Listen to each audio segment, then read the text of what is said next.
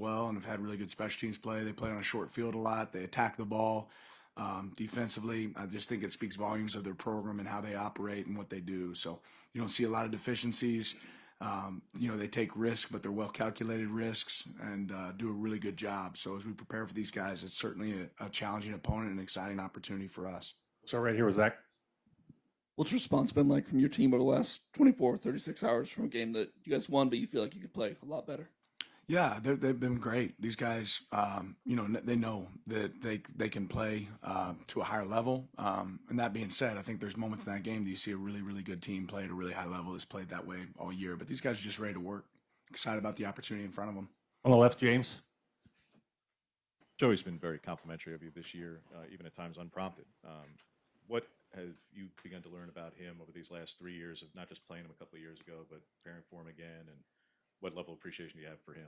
Yeah, I mean, Joey's an outstanding coach, and I always have an appreciation for a guy that's worked his way up through the ranks, and obviously has a storied career as a high school football coach, and then for his ability, I think you've always seen a guy that coaches with unbelievable passion. We've obviously got to compete against each other before, but I think the players take on the temperament of you as a coach, and he's a guy that brings the juice, and you see that with his team. His team plays like that, play like their hair's on fire, and obviously he's elevated in this profession and done an unbelievable job at Tech. Creating a culture there and creating a great roster, putting the right people around him. I think he deserves a ton of credit for that and what he's built and what he's created. Second row, Eric. I was going to ask you about that game in 23, maybe just first off, lasting memories, and then what actually translates that you can take from that film and maybe use for this game. Again, I think you get the mindset of their team. Obviously, that was a scrappy game. It was a tough battle for us. There's some changes that have changed for their team since then, different coordinators on, both sides of the ball. But you see a way that they compete, the edge that they play with. I think a lot of that comes from their head coach. But they're doing some really good stuff on both sides, like I said, of the ball now. Their defense, obviously, they're a team that plays a lot of base. They got some linebackers out there that are really aggressive. They have a ton of production, play with great vision. Their front is, one of the best that we've seen this year, if not the best that we've seen this year. Got great edges that can rush. They've created a lot of negative plays with the way that they play. And then on offense, you got two really big wideouts outside. You got a really good run game. You got a quarterback that can get the ball to spots, and then they play with great tempo. So all those things present a lot of challenges, a little different than maybe what we saw before, but still some really good variables in there. Stand on the left, Matt. Kind of along those same lines, where have you seen maybe just the talent level growth from when you guys played them in 23 to now at Texas Tech? Well, I think both rosters are considerably different, right? We look a lot different now than we did then. We had a really good team then, but I think we have, depth is a little bit different now in comparison. And certainly they have a really good front. Like I said, they've got some really good pieces to the puzzle. And I think it takes, a special person to be able to take all the people from different spots and create that team culture that they clearly have. Back here, Jack. Coach, by the time you guys faced off, they would have had about a month off. You guys having played this past Saturday, do you guys feel like that's more of an advantage for you to sort of get back in the action as opposed to like having an entire month off of playing? Do you think you guys have more of an advantage in that aspect? I don't know if there's a side advantage. I think it's just more of an indicator that the way we do playoffs in college football is messed up, right? I mean, in my opinion, we're really excited to be going to the Orange Bowl, but this game should be played at Texas Tech, right? They're the higher seeded team. We should play a week, like right after the last game. The next playoff game should be the next Saturday. The next playoff game should be the next Saturday. The next playoff game should be the next Saturday, and the championship game. But we're trying to fit a lot of things in different sequence. But in my opinion, this game should be played at Tech. There should be a home field advantage for them. But I know their fans will travel, our fans will travel, and we're really excited to be playing in the Orange Bowl. So I could talk about what ifs and all those pieces. There's definitely a skill and an art to making sure that your team's prepared when you have long breaks. And I think that was clear last year. Certainly will be clear now. You got a little bit more time to prepare for this game, but a little bit different than the last one. And that's the other part that doesn't make really a lot of sense is the sequence of days in between each game and each playoff. There's just not really a rhythm. And for us as a coach, it's about how do you create that rhythm? How do you challenge yourself to say, okay, how can we keep things the same as much as possible for our players? And it's tough when you have big gaps and big breaks like that. But I don't know that it's a sided advantage for one team or the other. You're dealing with different issues. Here on the right, Zach. want to ask about their linebacker, Rodriguez, one of the most talented defenders in the country, finished 5th in the Heisman voting. What makes him so special and so dynamic? Yeah, super instinctual, really aggressive, and it's not necessarily just aggressive with like them blitzing him. It's his ability to find ways to get to the ball. And then when he gets to the ball, he has the intention to get the ball out every snap. Right? He takes shots at the ball consistently. Obviously, in the Big 12 championship game, you see their other linebackers show up making interceptions. They just play really well as a unit, and he's certainly a guy that brings that same juice for them. You see the whole defense play with that mindset, and I think he's where it starts. James. Can you detail a bit, Dan, about how your relationship with Spencer Leftwich in 2011 at Pitt, how that developed as quickly as it did in that year to where obviously that helped lead to Cutter being here now twice and where he's headed, and what the unique matchup will be for him and his brother in this game on Saturday? Yeah. Obviously, a special, unique matchup with Mac being the offensive coordinator over there. Spencer, I was a GA while Spencer was our offensive line coach at Pitt, and as much as I'd like to say that's credit to Cutter being here, as much as that is Will's relationship with Cutter, working with him at UTSA, it allows people to link up again down the road. When I first met Cutter, he was a young kid, right, and now he's a really good football coach. And I remember Mac playing high school football, being a quarterback there in PA, being a really, really good player. So it's unique that you get an opportunity to go against him. So a little bit of a house divided there, but two outstanding coaches. Obviously, Mac, what he's been able to do there at Texas Tech, and before that, Texas State. Incarnate Word speaks for itself. He's had a lot of success. One of the most dynamic offenses in the country, and we got the bigger Leftwich on our side with Cutter, and he's done an unbelievable job for us. I'm really excited about him and his opportunities in front of him. On the left, Eric. You guys might have the best pass protection unit in the country. They might have the best pass rush unit in the country. Talk about what stands out with them and how big of a matchup that can be in terms of just the push-pull there. Yeah, again, they generate a ton of negatives, and a lot of it comes from rushing coverage, rushing the four guys up front and letting the guys in the back end cover, and they do an outstanding job of that. They've got an arsenal of pass rush moves that you see show up, especially on the edges. Those guys, are a matchup issue. They do a really good job.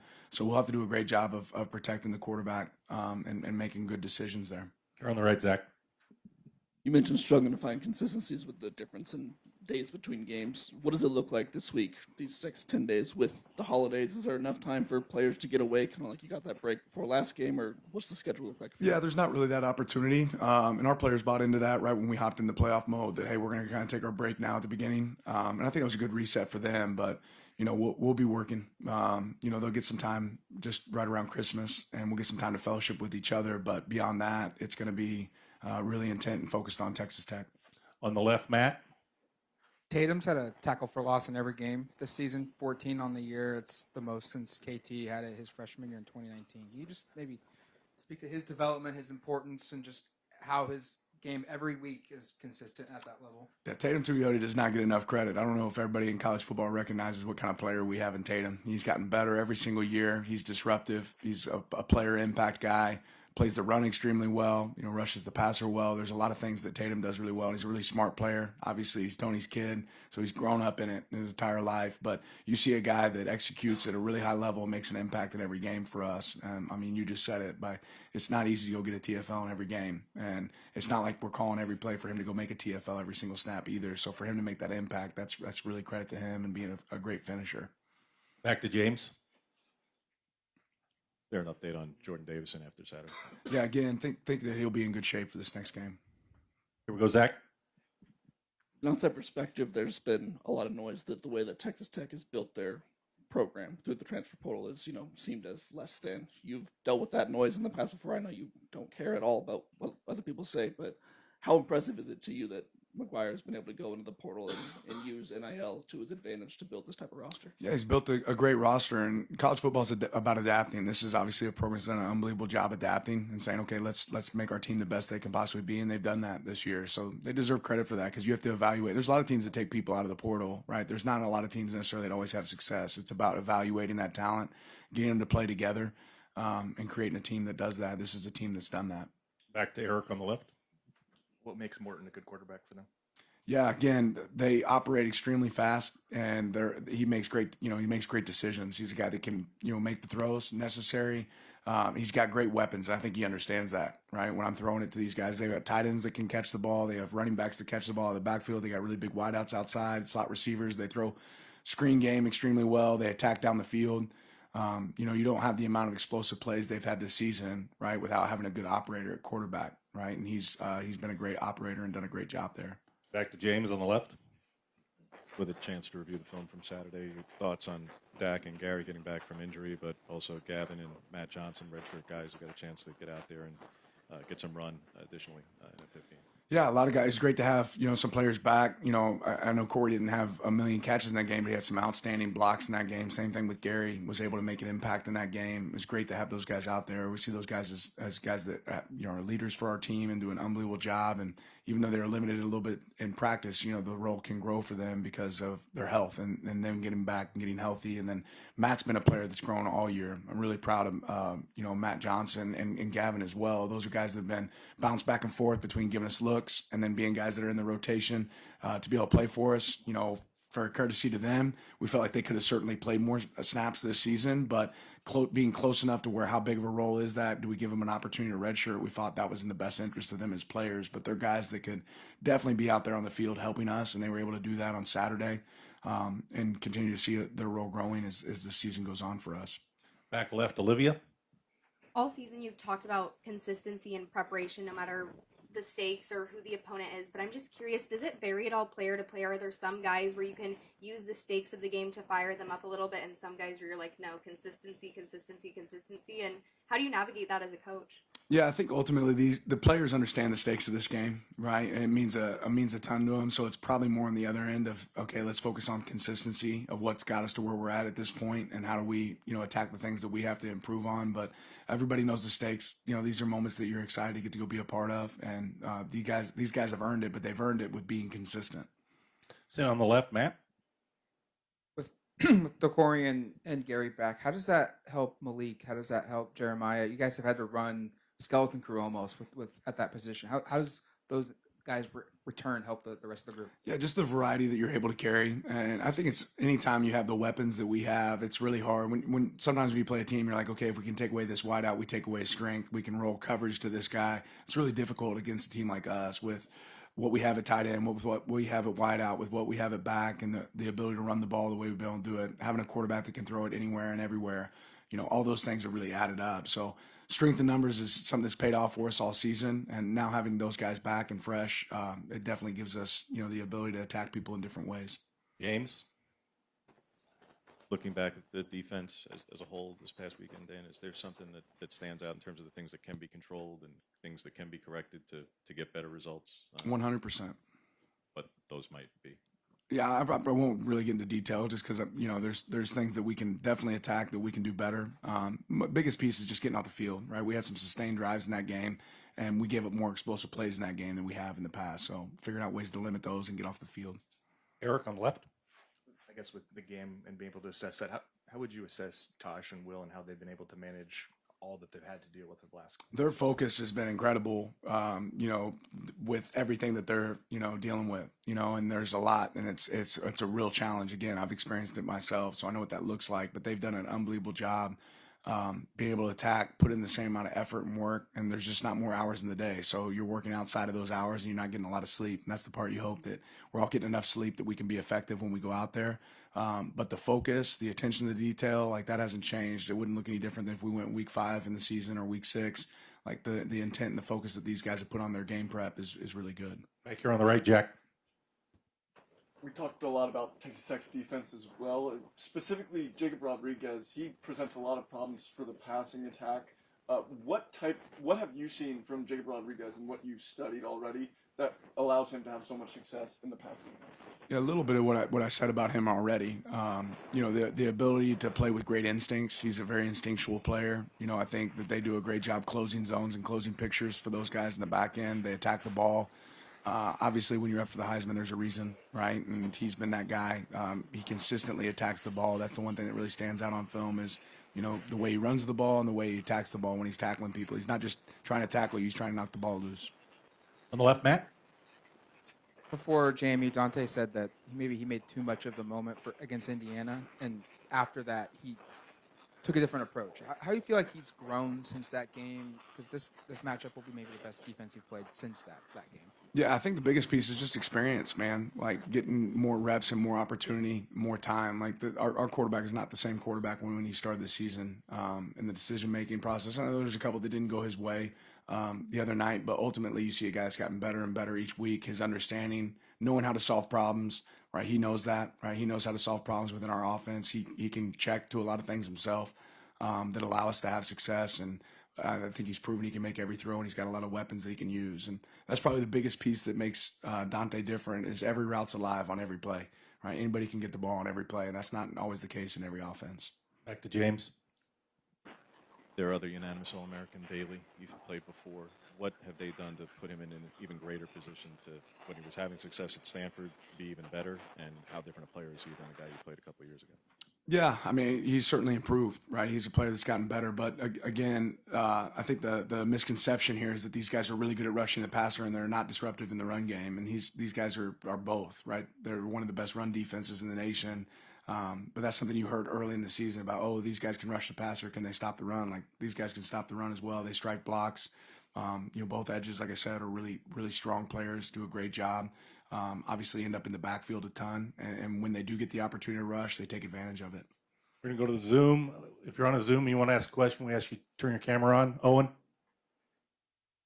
Yeah, Coach, we've just heard a lot about the mutual respect from coaches. You talked a lot about Coach Chesney, and then from Coach McGuire this morning, just said he really appreciates what you do. I'm curious, just when you're facing other elite staffs in December and January, just what the opportunities to learn from them are. Yeah, when you watch film, you're always learning, right? And that's one thing that's exciting about playoff football is you start saying, okay, that was a really good play, right? And there's games that came from our game this past Saturday where I'm saying, okay, how can we challenge ourselves to do some of the things that these teams are doing? But you really focus more than anything on your own team, but there's just an admiration and respect for teams that are doing it at a high level. And Texas Tech's certainly one of those teams. David from KAMC. Yeah, Coach, you talked a little bit about Aaron Morton, but can you discuss the run game for Texas Tech as well? Two guys, Cam Dickey and Jacoby Williams, obviously, a little crowd back there. Yeah, one, yards after contact, stands out right away.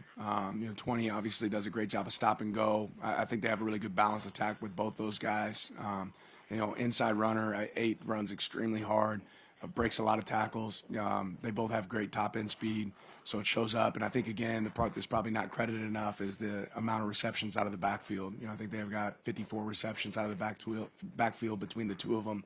And that's another place where the quarterback does a great job of getting down to check downs when the vertical shots aren't there, or in the screen game, or easy throws on the perimeter. But they break tackles. They run extremely well. They run really hard. They break a lot of tackles and create extra yards after contact. Justin from KCBD. Hey, Coach. Just wanted to ask if you could get your thoughts on Texas Tech, and there's been a lot of things that have been said about the conference that they play, but from a coach's perspective, what do you see from this team that maybe the outside noise doesn't? Well, one, good football is good football, and I've kind of always said that here is, regardless of what conference you're in, are you playing a high level of ball? And these guys play a really high level of football, right? And they've not just played opponents, they've dominated opponents, right? And to not dominate the way that they've dominated speaks volumes about what kind of team this is. So there's a ton of respect for them because they've got the winning formula, right? They protect the ball, they attack the ball on defense, right? They create explosives on offense, they prevent explosives on defense, they play really good special teams play. I think all those things show up, and you say, "What's a good football team?" Like those are the attributes. They have those attributes. Don from the Lubbock Avalanche Journal. Hey, Coach. I'm sure you told the story before, but Keith Patterson, the former defensive coordinator here at Texas Tech, talked about how relentless you were in pursuing them. Fred Shaw, when you were a young coach, I want to say Keith said something like Joe halfway across the country, trying to get the GA job with them. Can you relate that story from your standpoint? Yeah, I've told it several times, but I was anxious to get into college football, and Coach Patterson gave me my first opportunity. I actually talked to him again last week and congratulated him on his success there at Abilene and the job he's done. But ultimately, waited in the lobby until I got an opportunity, and that's what I wanted, was just an opportunity to be able to coach college football. And Keith's the guy that gave me that opportunity, so forever grateful for him. Anybody else on the Zoom? All right, we're good. Thanks, Coach. Appreciate it.